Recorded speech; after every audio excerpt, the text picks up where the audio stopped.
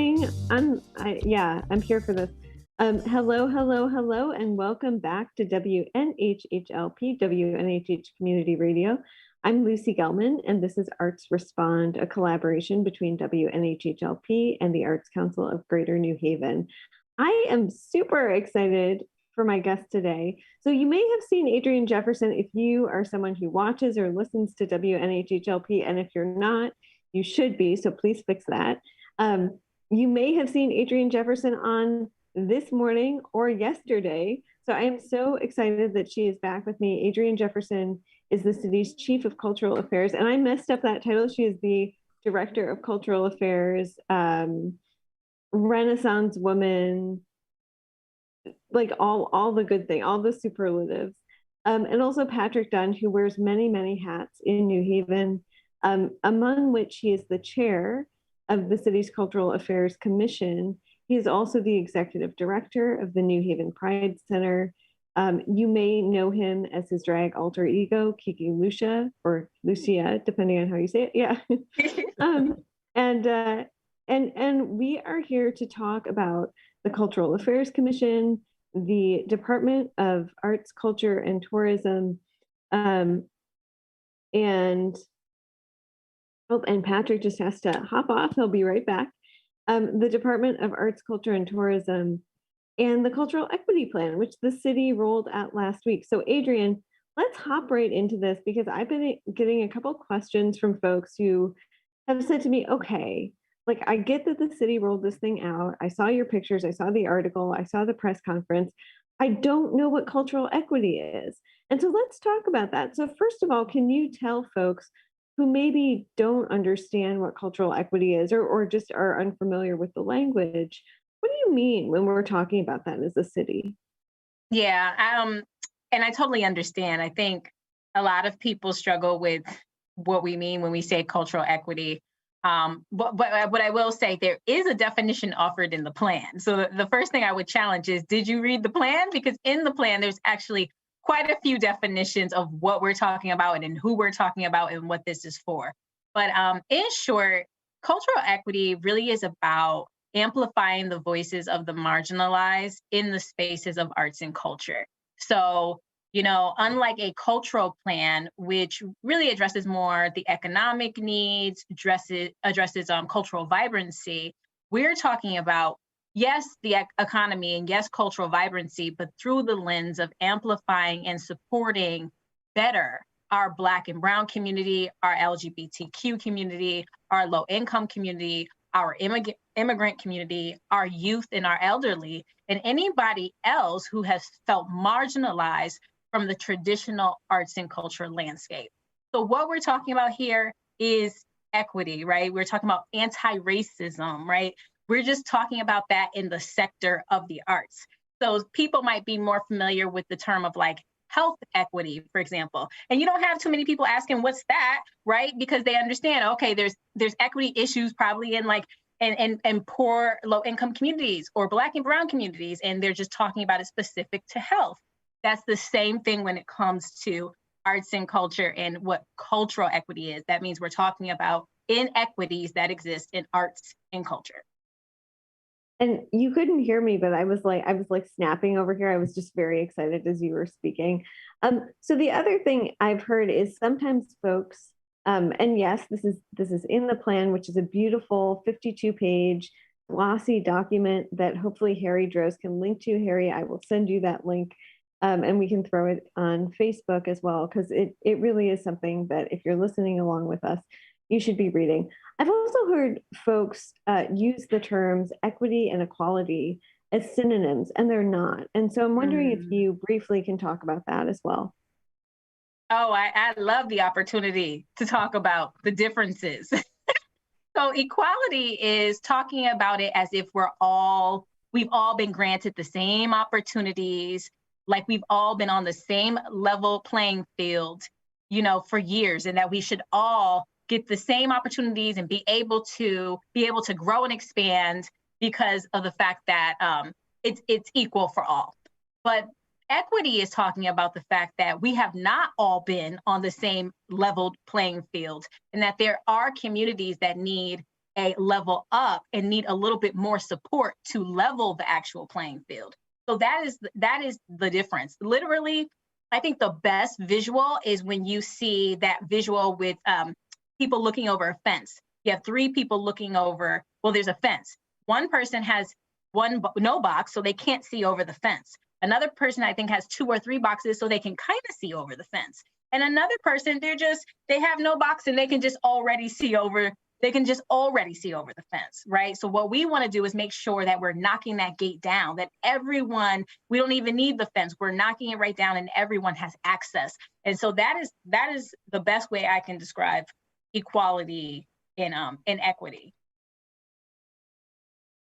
So Patrick Dunn, I want to bring you in to I always want to bring you into conversations, but I want to bring you into this conversation. So work on the cultural equity plan has been really almost exactly 2 years to the date in the process.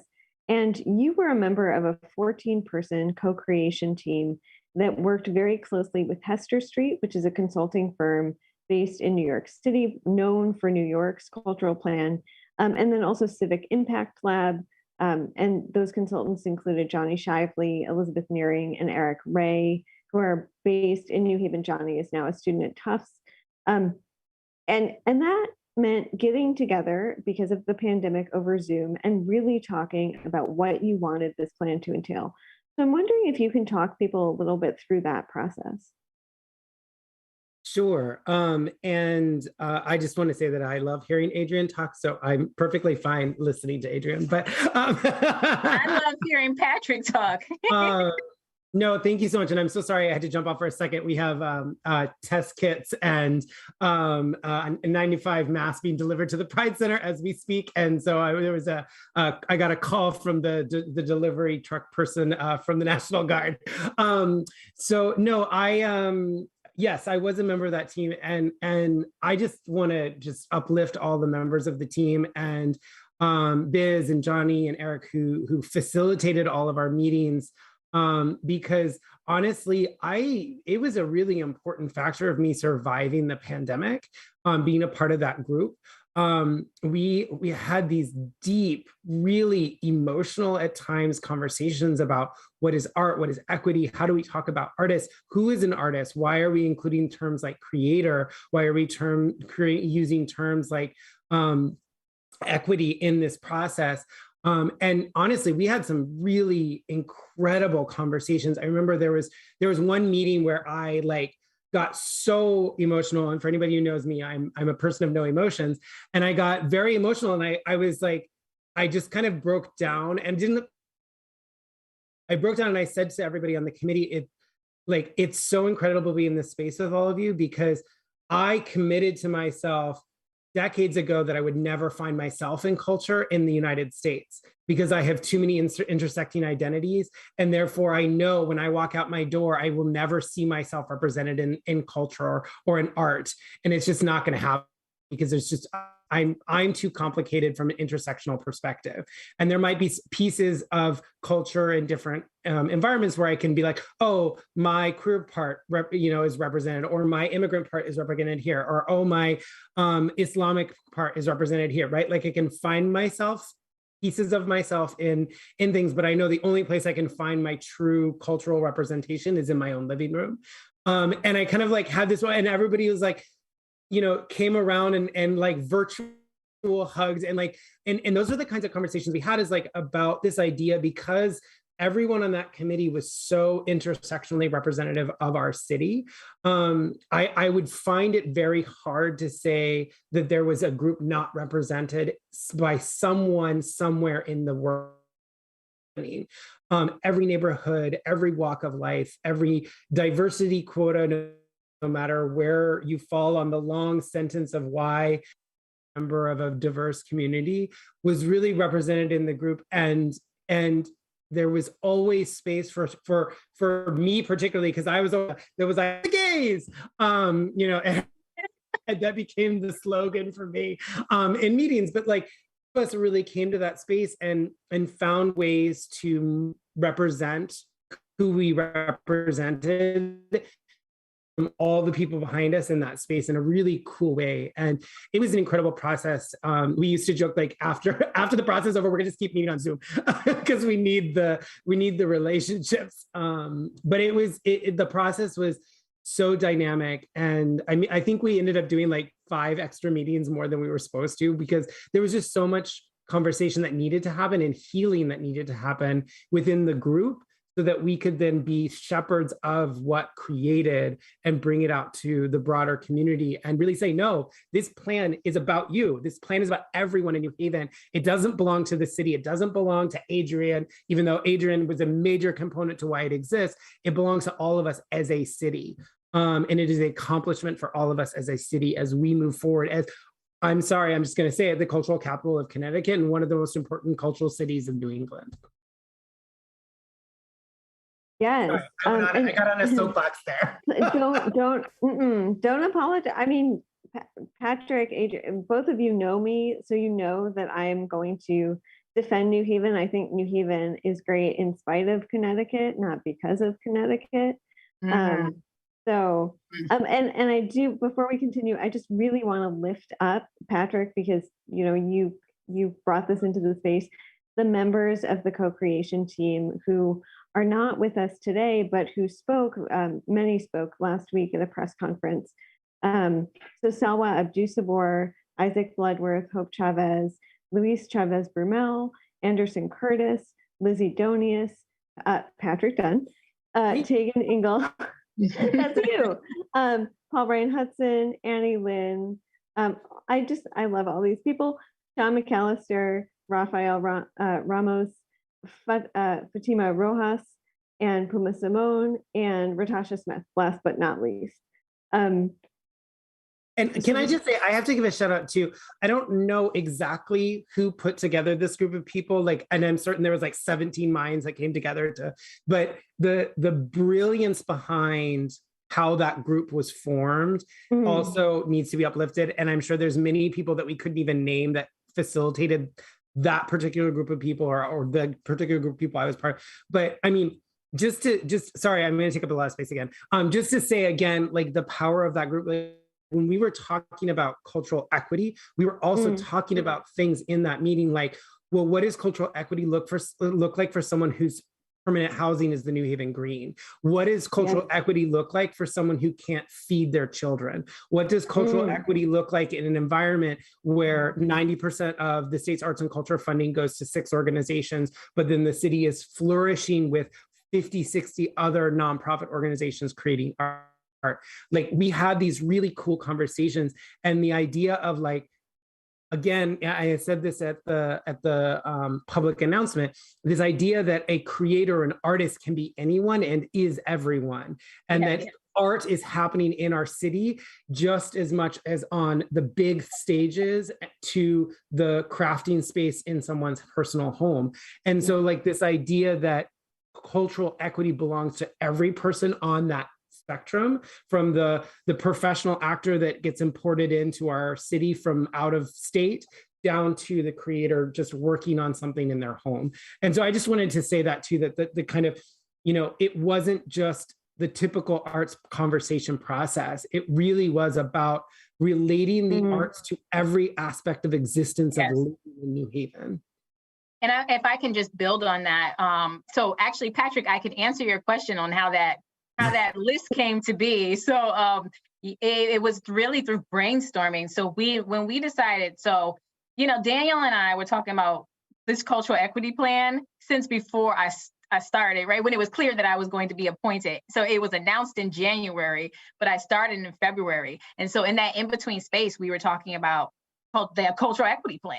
And when I came in, the number one thing that we kept saying is this can't be led by us, as arts administrators who are in this space, especially me being government and being led by the city, just doesn't feel right. It needs to be bottom up and it needs to be grassroots. And I said, the number one thing that I want to see is that we reach out to the community and pay them for their time to be a part of this plan. Because for the life of me, I don't understand. We pay consultants, right, at all this money, right? And what consultants end up doing anyways is going to the community. why do they go to the community? Because the community, they are the experts. So I was like, well, I want to kind of make sure that, yeah, we'll have consultants come on, but also just as relevant, if not more relevant, is this group of a co-creation team. At that time, we were just calling it a task force that we would pay to lead this plan. So that was always kind of the working of it. So then when we decided we were going to go with Civic Impact Lab, because they are anti-racist and anti-bias, they immediately understood like the assignment. They understood like what, we know exactly who needs to be on this list. And so between Civic Impact Lab, myself and Daniel, we crafted a list, I swear it must have been of 150 potential people. And then based on those intersections of what you're talking about having everything represented, we started to whittle down the names. And then the final group of names really rested on the Civic Impact Lab. They sent it to us. And that's how we got to this point. It was like a collaboration. Well, and it was so cool because I remember when Biz from Civic Lab, Elizabeth, called me, I said to her, I was like, well, I think it might have even been inauguration day or something like that. Or it was, I remember it being like, I was still working from home after the latest winter wave. And I said to her, I was like, so Biz, I'm really cool with this and really into this, but I want to know who else is on the list because I don't want to come into this space and be either tokenized as the token queer that you want to have on this thing so that somebody can say at the city that I was there.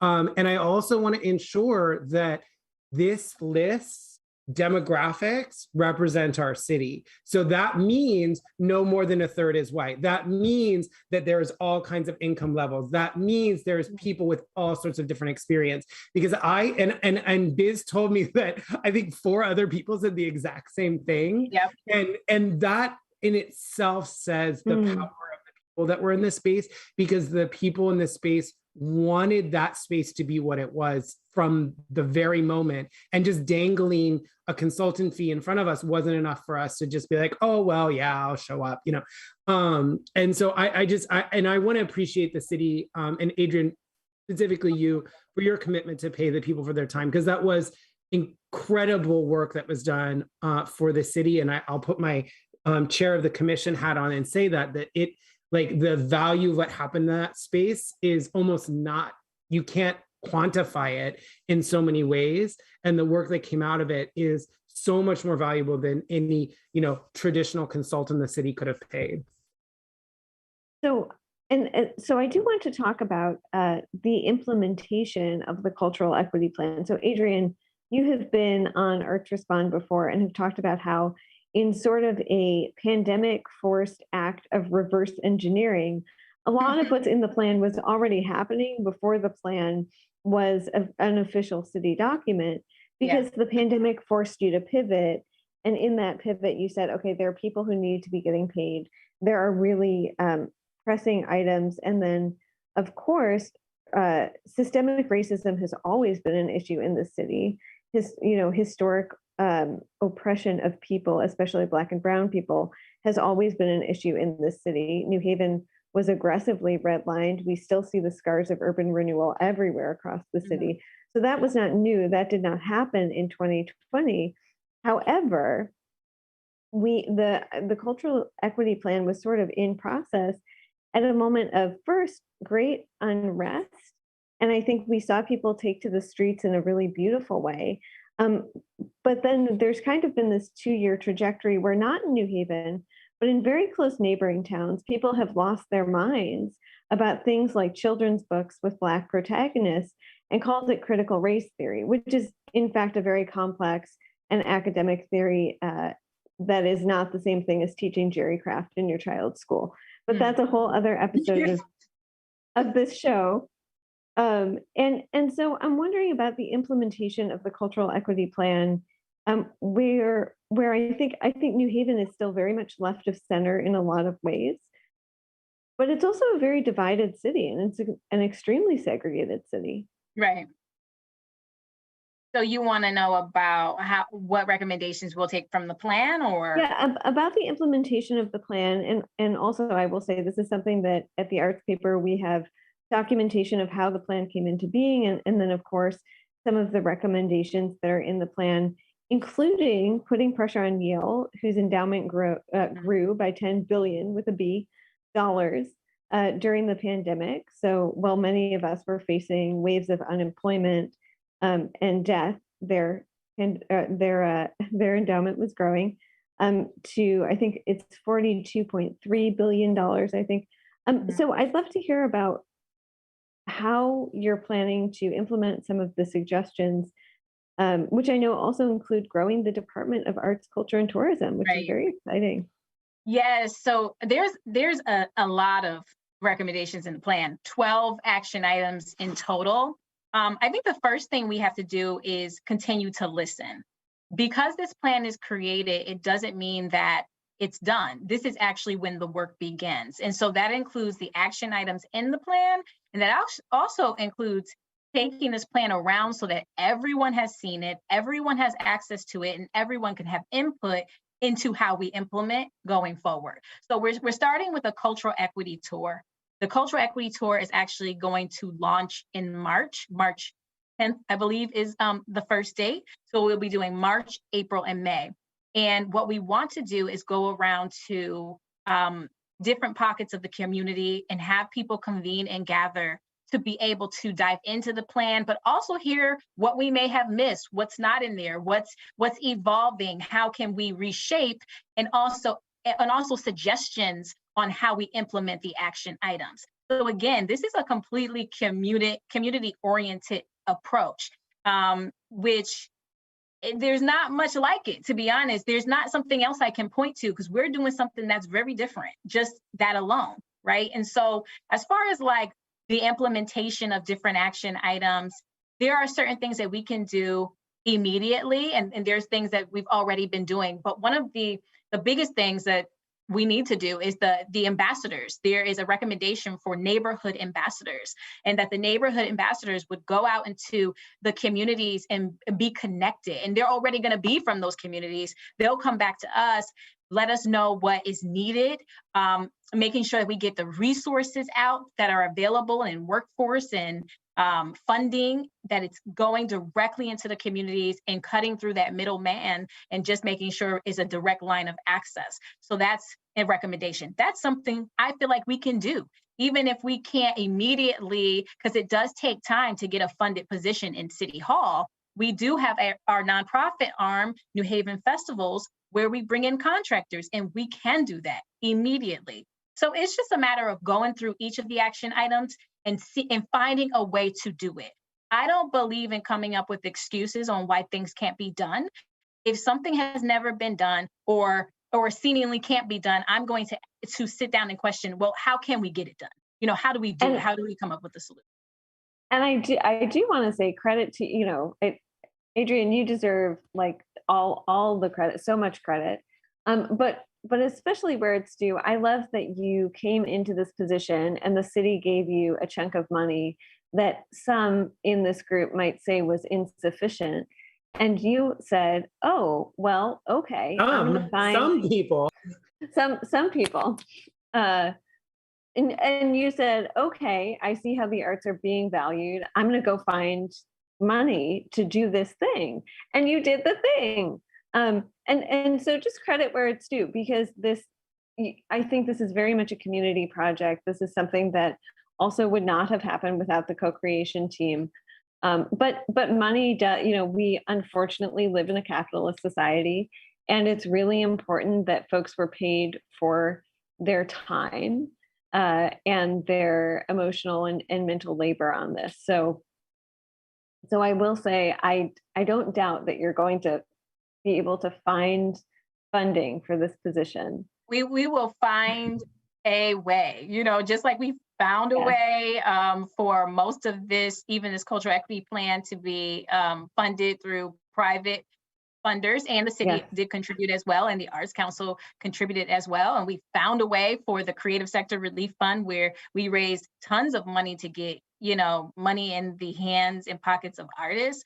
We will find a way, because our artists are struggling and they need support. And those are just the artists we know about. What about all the ones who are behind the scenes underground that we don't know about or that they don't know about us, right? How do we provide more access and make sure that it's understood that the opportunity is here? Or how do we do better with getting the access to the people?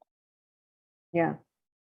So I want to switch gears just a little bit. And if you're just joining us, this is Arts Respond on WNHHLP 103.5 FM New Haven.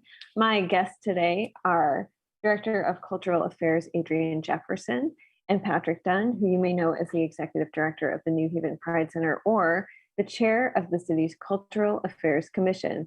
Adrian, I want to switch just a little bit and talk about the city's second annual Unapologetically Radical Conference, Yes. which fortunately is happening. Unfortunately is happening online, but that's where we're at, I right? know. But that's where we are. The pandemic is a moving target. A year ago, if you'd said you're still going to be doing everything virtually in a year, I don't know if I would have wanted to believe you, but here we are, and this is what we're doing. I'm really, really excited for this conference, and I'm wondering if we can talk a little bit about what folks can expect on February 19th. And I will say registration is open. We will drop that link as we're speaking about it. Thank you so much for giving me the opportunity to talk about this because I'm excited too. The Unapologetically Radical Conference, it really was created to infuse hip hop in like the entertainment world of arts, which is a discipline as well, and fuse it with social change initiatives and social justice and amplifying arts for anti-racism and really talking about the role that the arts plays in eradicating racism, right? But also, this is about what you'll see is a lot of different artists who are from the community talking about these really central issues that they are facing or their communities are facing and really coming up with solutions around these issues. So this conference, this year, we're going to be featuring Tamika D Mallory, who is, for those who know her, you know what she's about: social justice movement leader, movement strategist, just absolutely phenomenal being on the front lines. So we're going to hear from her. And then we're going to have a whole bunch of different panelists, most of them actually from New Haven, talking about critical race theories, which you referenced earlier, talking about preserving Black and Brown stories and cultures and how there is a lot of legislators trying to remove, block critical race theory. We're going to talk about the cannabis industry and how a lot of Black and Brown people are being kept out of an industry that they helped build. And many of them, while we're capitalizing on that, many of them are being locked up behind bars, but no one's talking about that inequity, right? We're going to be talking about anti-gentrification, buying back our blocks, wealth building, and getting businesses in the Black and Brown community that can scale, that are sustainable. And so all of this is going to be coming from the panelists who like live this, breathe this, and want to see this in their communities. So we're just glad to bring it back. And what I will say, this is a space that is a safe space for Black and Brown and marginalized communities. And it's also a space for people who want to learn. There's so many arts and cultural institutions who have started to embed arts for anti-racism in their organizations, and they don't sometimes know where to start. The best way you can start is embracing the culture and immersing yourself in a culture you may not know and being open to learning and listening. So this will definitely be a space to do that. And it's going to be fun, a lot of fun. And I also want to say, so there are so many magic words in what you just said, but generational wealth is one of them. And I will say the cultural equity plan is part of this and actually part of building wealth among artists and creatives. And I'm wondering if Adrian, you can speak a little bit about that. So the city last week on Wednesday, one day before the announcement about the cultural equity plan, announced that it had an outline of how to allocate $53 million of funding from the American Rescue Plan, which is, of course, a huge federal relief package, some of which, about $115 million of which is coming to New Haven in different chunks. And of a $10 million chunk that is in that $53 million, it's going to building wealth. And then within that $10 million, there's a portion for the cultural equity plan. And I know there are people out there, because I have talked to and fought with some of them, who have said, well, I don't understand how paying artists is related to building generational wealth. So I'm wondering if you don't need to convince me, Adriane. Yeah, it just I know I don't have to convince not you, not Patrick, and probably so many people who are listening that I don't have to convince, but it literally boils my blood when I hear that, because it shows me that people really are not aware or educated around how much money of an industry that the arts contributes to our economy. In this state alone, we are close to being a $1 billion economy. So the arts ecosystem brings in $1 billion. We're almost to that number. Had it not been for the pandemic, we probably would have been at that number. And Patrick would love this because, again, cultural capital of the state, all right, us being the cultural capital of the state, we have contributed significantly to that number. We take up a lot of that space, and that reason for cultural tourism, the reason people come here is for arts and culture, right? When people come for arts and culture, guess what else is benefiting? Our restaurants, our hotels, our local businesses. So this is a part of an ecosystem. And actually, we are stronger than other industries that are our core sector industries are front facing. We actually contribute more in many ways. So there's a lack of understanding there. So you have to understand that first to understand how that is connected to wealth building for Black and Brown communities, or for any community at that. We're talking about job creation, right? And not just jobs in the arts, because you can take artists and place them in other sectors, and that sector will thrive better. It has been proven. There's data for that. So I could go on and on about how this is all tied to economics. And when we talk about leveling the playing field, we have to talk about economics for Black and Brown people, and we have to talk about closing the wealth gap. You know, I'm passionate about that. Sorry. Yes. Did you just apologize? No, yeah, not really. I'm not really apologizing. It's just a habit. But no, we just talked about being unapologetic. I'm not having women apologize too much. It's the end of the week. Yeah. So Patrick, I also want to bring you into this, because one of the things that you do in your, I don't know if you sleep ever, but one of the things that you do is chair the Cultural Affairs Commission. And I've talked about that with some people, and they've said, huh? Like, what's that? And so first of all, I'm wondering if you can tell our listeners a little bit about what the city's Cultural Affairs Commission is. Yeah, let's start there. So I'm gonna start by saying that I'm going to talk about what the Cultural Commission is right now, because I think that's all, well, that's not all that matters, but that's what I can, speak to. But also I was one of the people that went, huh, a number of years ago. And so intellectually, I was aware and knew that something like that probably existed within the city, but was not fully aware of its function or existence. So that's why I'm going to talk about what it is today versus its long history of existence. And what it is today is really a group of individuals that are passionate about the vision in which Adrian and Kim bring to the city about connecting our community in shared experiences through arts, culture, and tourism opportunities that bring us together and move our city forward as we continue to take a leadership role as one of the most important cultural cities in all of New England. To me, that's what it is. And I see my role as a commissioner and my role as the chair to uplift what Adrian and Kim are trying to do, to find them and connect them with resources in the community that they may not know about and or cannot access for a variety of good, bad, and indifferent reasons. And I really feel that, as you know, we do this thing at every meeting. Well, we started at last meeting, but it's moving forward in every meeting. Is I really feel it's really important that every commissioner asks themselves once a month, what am I doing this month that makes a difference in Kim and Adrian's work? What am I doing this month that is advancing the work that they're doing and supporting them? So I still haven't done my thing this month, but I have 2 weeks to do it until our next meeting.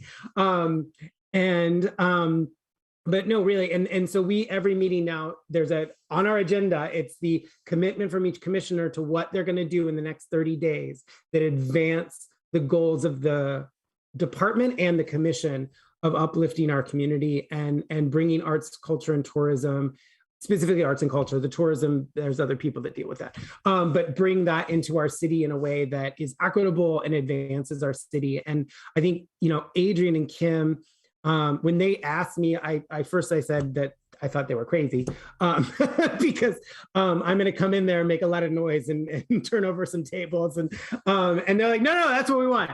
That's what we want.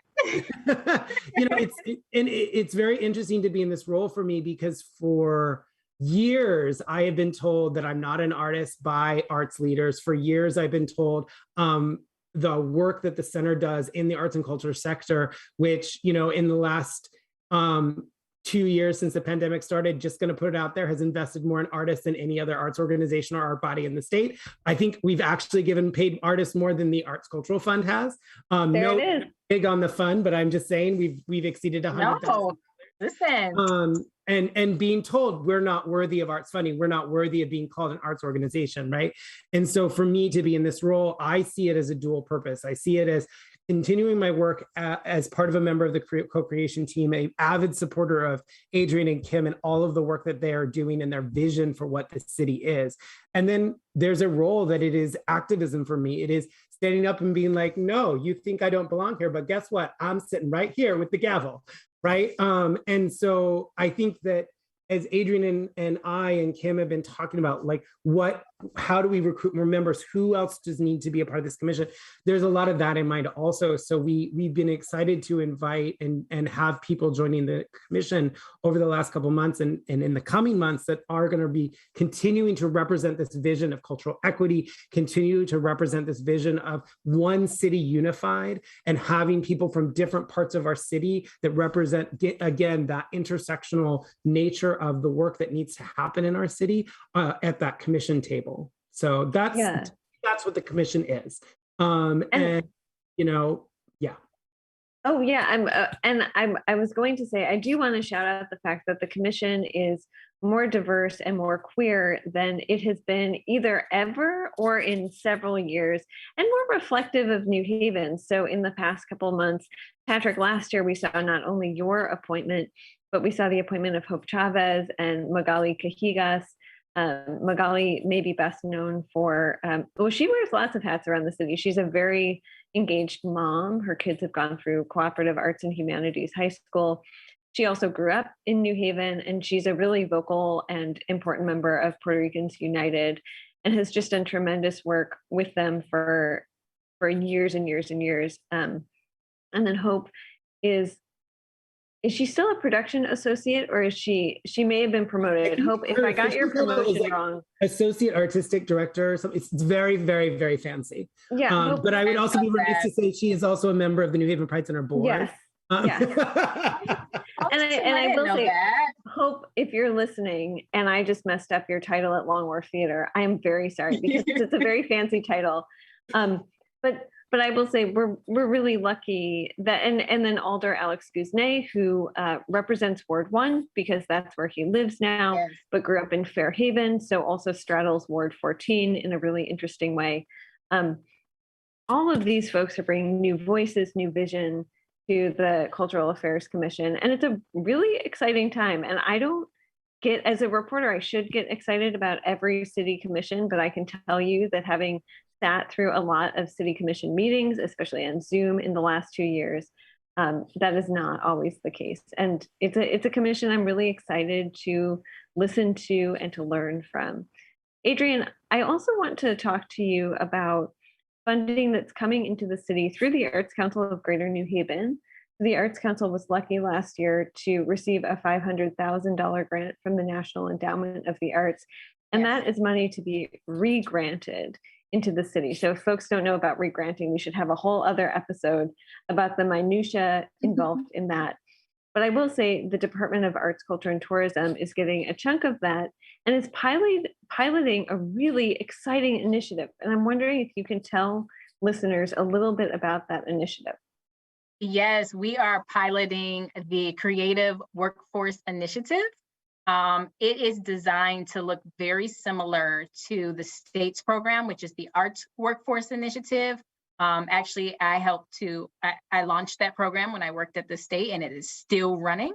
And that program really is about getting people in jobs, in access to jobs in arts and cultural institutions or in other sectors where they can do arts administration or other arts, be interactive in the discipline they want to grow in and get paid to do it. So it's like paid apprenticeships, but it also serves another purpose, right? You're paying this person who will thrive and hopefully sustain in the arts, but you're also helping the organizations who have a lot of gaps in resources sometimes into hiring talent or even to finding talent.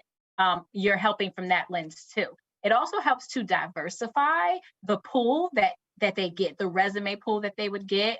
Traditionally, arts organizations are using the same list. But if we can put a more diverse candidate group in front of you and show you the different talent that's out there, then your organization will really benefit from these new voices. And so that's what this creative workforce initiative will do. We're still ironing out the details on like what the age capacity might be, how many people, how many institutions and arts and cultural spaces can we place people in? But that's that's pretty much the gist of it.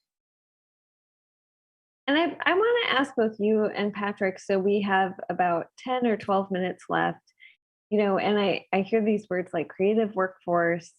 And I will say, as someone who has an extremely broad lens on arts and culture, I get pushback from people, like probably multiple times a month. It used to be sometimes multiple times a week on whether something actually constitutes arts and culture.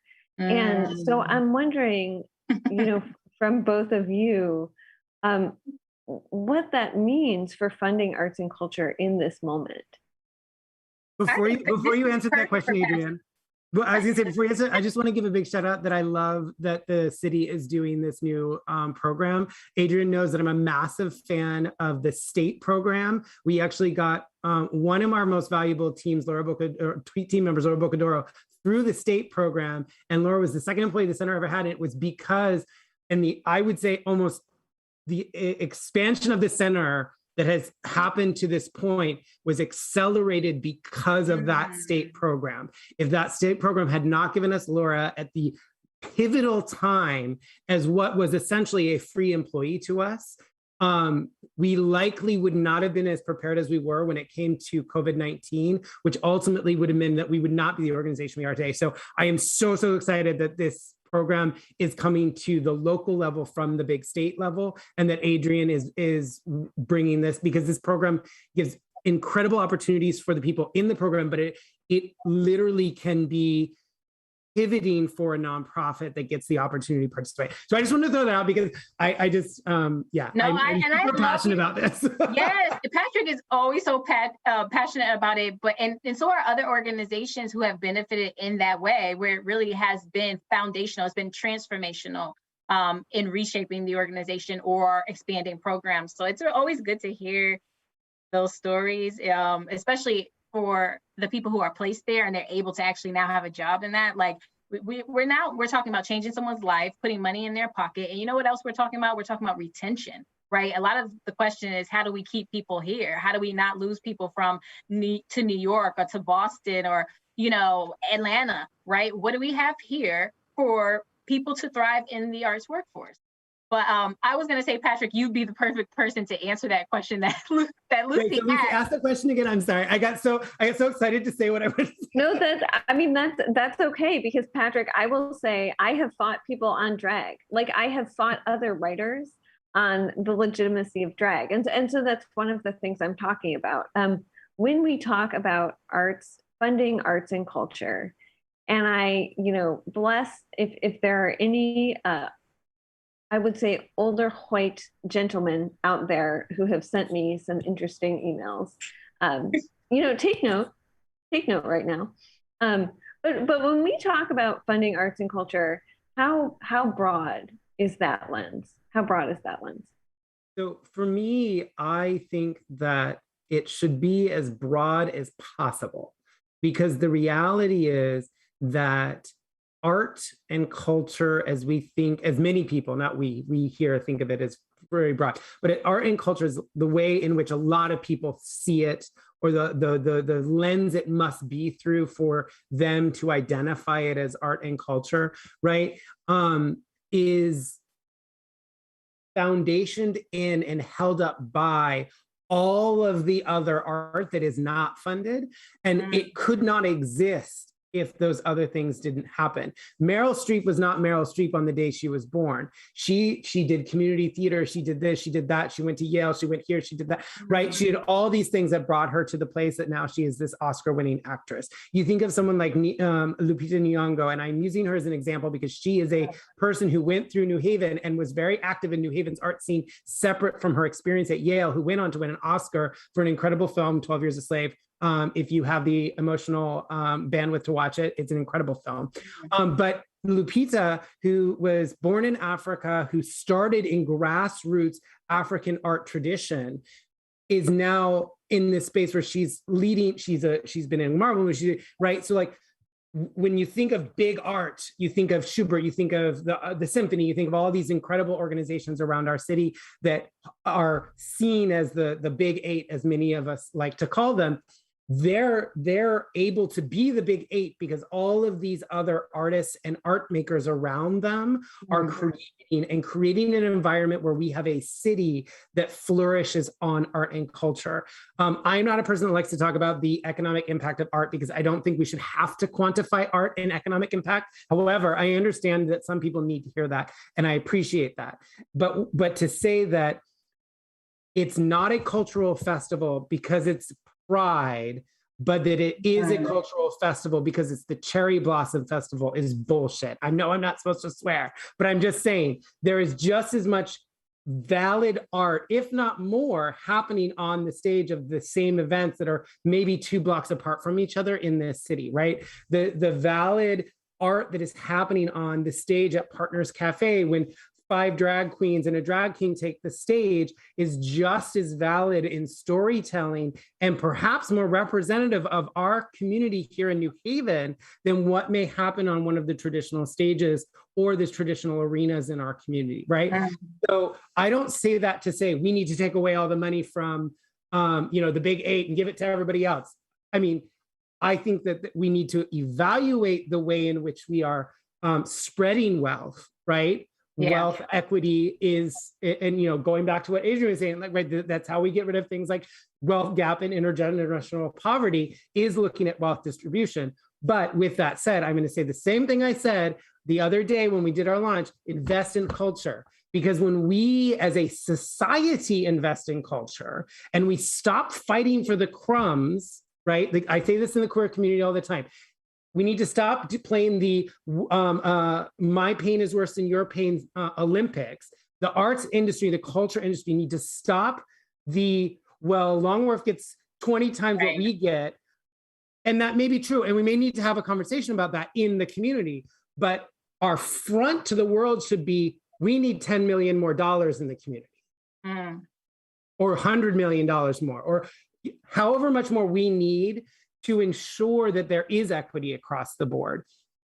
I know that the New Haven Pride Center's budget is not as big as, let's say, Longworth, because I just said them and I'm supposed to have lunch with Jacob shortly, right? Like, I know our budget isn't the same size, so no, we should not get the same $1 million, theoretically, that they're getting because their budget is bigger and there's costs that are very different. I don't say that because what they do is better or what we do is better. It's different. And until we can look at how we talk about art and culture through a cultural equity lens and talk about specifically funding through a cultural equity lens, we're going to continue to have this struggle of the high art that is fundable and the low art that is not. And we're going to continue to have drag entertainers who have to be costume designers, sound mixers, performers, dancers, in some cases, not me, I'm old, gymnasts, comedians, live singers, hairstylists, makeup artists, all at the same time, living below the poverty level and having to maybe engage in sex work, maybe engage in underground economies to survive when an actor on a stage that is traditional can be paid 50 to 100 times what they make for their time. And we will always have artists who are paid a different standard of minimum wage than everyone else. And that's my soapbox. And thank you for coming to my TED Talk. I'll just have a few things to add. I think Yes. What Patrick hits on is the scarcity mindset that happens in the arts and culture community, specifically with our arts and cultural institutions in this state. You know, if you look at the state of Connecticut line item, okay, the line items, we are the second state that has the largest amount of line items that go to arts and cultural institutions. And why that's a problem is because that means not everyone's showing up on that line. It's only specific ones who have access to legislators, who have a little bit more power and know how to get access to get that line. So that is not equitable. So if we're able to say, no, we need the entire arts and culture landscape needs more money, and it needs to be we need to distribute that money in an equitable way so that everyone's organization, which especially the ones who help artists, community artists, can thrive, then that's when we're winning, right? So that's very important. Also, I think it's important to remember, especially when we're talking about identifying and trying to label what arts and culture is. Number one, we can have that argument all day. No one ever is able to do it because people have so many different perspectives on what it is and on what it isn't, right? Also, I think it's important to keep in mind that right here in the United States, arts and culture has been designed around white supremacy culture. It has been westernized. Okay, so when we're talking about the type of arts that happens here in this country, well, there's a whole history behind why that art has been central. And so what we're doing is disrupting that, and we're saying, no, we have a melting pot in the United States of different cultures, different intersections, and we need to represent all of that, and some of which won't look like what it's looked like for the past 100 years. So that is important too. So that's kind of what my pushback on that is. I think for so long when we're in these conversations, something that's not a part of the conversation is like creative entrepreneurs, creative businesses, those who are not nonprofit arts organizations. They are for-profit arts organizations, and they're not a part of these conversations, and they should be, because they are also a part of our arts community and our arts economy. I've had people say, well, I don't think that arts, they should be funded because they're businesses. They don't have the same struggles. That's not true. The only difference is the filing status, okay? So there's a lot of problems there. And this could be a whole episode because there's so many things that are just misconceptions that we need to unpack about how people view arts and culture. And I love what you just said, Adrian. I love the idea that creative and entrepreneurship be considered part of arts and culture. And I will push that even further and say, like, a culinary institution, any restaurant in New Haven is a vital component of the arts and culture scene, and should be seen that way and be valued that way and uplifted in that way. And this conversation, and whenever I have this argument with someone, right, somewhere about what is art and all that, I always think of the scene from Mona Lisa Smiles, which is one of my favorite art films. And in it, they say, well, what is, who says or art is not art until someone says it is. And Julia Roberts' character goes, it's art. And the student's response is the right people. And that is what needs to go away. There is no right people, right? We can have conversations about aesthetic and why someone maybe doesn't like a certain kind of art all day long, right? There are things I don't like that maybe everybody else likes, right? But to devalue what someone is creating to the point where you are now eliminating it from even being in the room, which unfortunately happens a lot, particularly, and I'm not calling anyone out or sending hate to anybody, but particularly in the way our state government makes decisions about art funding. It just is what it is. Adrian knows this. She's been on many an email where I have sent nasty emails about these things. And, it's something that we have to keep pushing back against, because that's where we will really see fundamental change. And, I'm going to push, again, Adrian's definition a little further and say, where the story isn't about a white, cisgendered, straight, able-bodied, older man. Yeah. Well, I want to thank you both so much We are out of time. Are we at time? I know. I wish we had 4 hours to talk about this, but this is Arts Response on WNHHLP 103.5 FM New Haven. See, I got that FCC station ID in. My guests today have been Patrick Dunn, Executive Director of the New Haven Pride Center and Chair of the City of New Haven's Cultural Affairs Commission, and Adrian Jefferson, who is New Haven's Director of Cultural Affairs. We are so lucky to have both of them with us. Thank you and have a beautiful weekend. Thank you. Bye.